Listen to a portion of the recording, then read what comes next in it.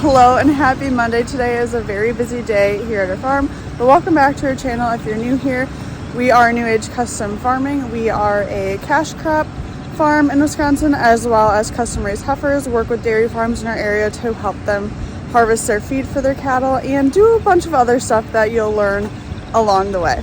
Today is a very busy day at the farm. It rained earlier today and it's going to rain later today, but we have somebody here helping Avery with his sprayer to fix some things.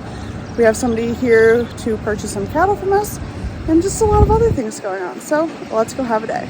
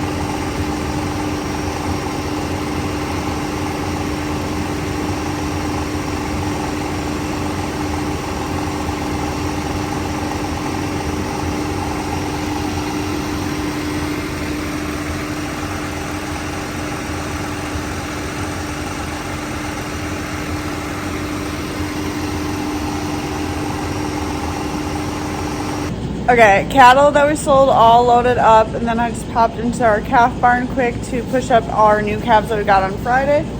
We are starting to, or I'm coming in and pushing them up every day, like the entire week after we've got them, just to really make sure that they're good on figuring out how to drink. But these ones all already drank today, so that's a good thing. It means they're figuring it out.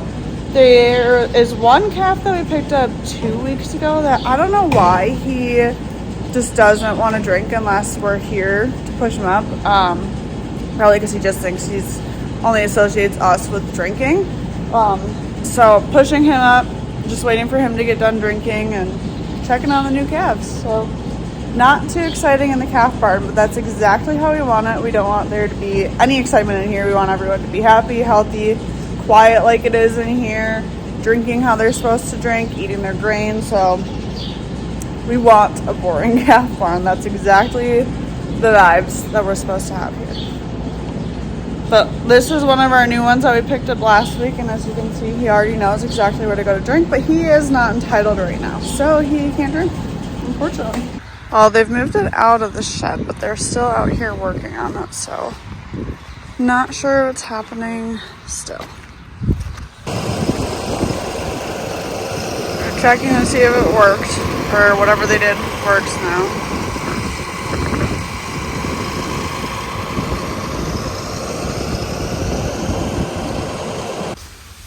What you doing? Trying to get cotton cakes and grease. About won't pivot right. And I can't get grease in it for some reason. I think that's the problem. I don't know. Did we sell some cattle? Yeah, I have your dollars. How much did they weigh? It's $11.80. So 600 pounds a piece? Yeah, that's the math. Not perfect math. 590. Okay. I'm not talking about the cattle with you. I'm trying to talk about what you're doing. Oh. The ring here, I don't think it's taking grease and it won't pivot right. It gets caught. I think it's because it's not getting grease. So what are you going to do to fix it? I'm trying to get some grease in it. I've been on it for 2 hours. But not. Next thing I'm going to do is heat it with a torch and see if it works. I hate doing that because there's O-ring in there and I want to mess that up. Sometimes that's what it takes. Hopefully we can hear you with Roland sweeping in the background. Roland sweeping hard. Don't slow him down. Yep. But it sounds like rain the next few days, so I will have some time to work on it. Yep. The other one's out in the field, too broke. I gotta look in. Mason's corn planter broke. I should be going to do that. Maybe do this in the rain because we're inside here. Uh-huh. I started on this morning. I just had to into it. So. Okay. All right.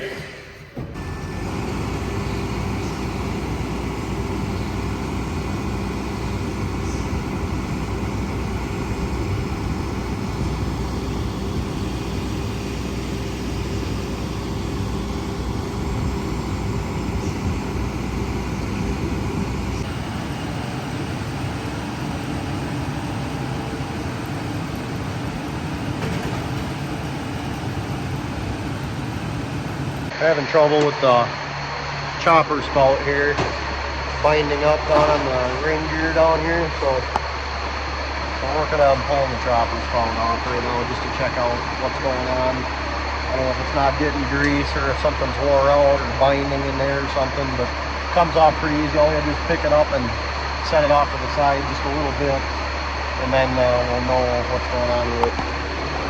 Well, I think we found part of the problem here, most of the problem. The greasing was plugged up, so there's little holes. You can see actually the grease coming out of it right there. It's got an automatic greaser in it, which is right there. The grease is pretty much the whole chopper.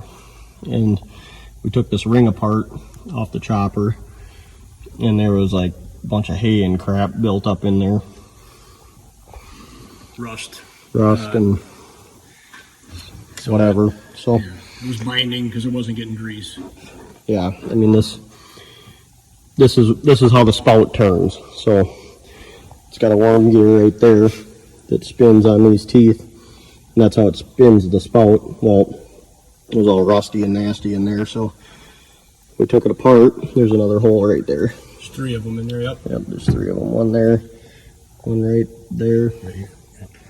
And one right there. So we took them off and drilled the crap out of them and brake cleaned them out. So, and then we just put the greaser on it and manually greased it, and it squirted a bunch out there. So now we get to put this piece on. This is like this, so the spout can go up and down and not leak. Put that on and then bolt the spout back to that piece is the plan. That's the plan. Maybe we'll have you grease it. You want me to try and grease it and show it? Or I was going to turn it with, I think we're going to be all right. We'll just put it together. It's going to be fine. There's grease coming out there good. We'll grease it good manually before we let the auto lube only greases it once every 5 minutes, and it's just a little squirt, but over a day it's a big deal. But we'll pound a bunch of grease in it once we get it together, and it'll work fine, I think. Yep. Yeah, we'll put this ring out. We'll put this on, tighten this down, these bolts, and then I'll grease it again. Right. We're going to grease it along every step of the way so we know what the problem is. If it doesn't take grease, then we got to take it back apart. Right. It greases that worm gear too, so every time I've been greasing it, it's been this little squirting it out there. Drops grease on here, and you can see it greases the bearings in it too. So yeah. And these splices, this is a 12-year-old machine. We need new lines next winter to run everywhere because we've spliced them so many times. Yeah, there's grease lines that come from this that have now a bunch of splices in them, but it's working. So when stuff plugs up, it usually pops the grease line. Wherever there's a sharp bend or something, it breaks it. And it's really hot in there all the time.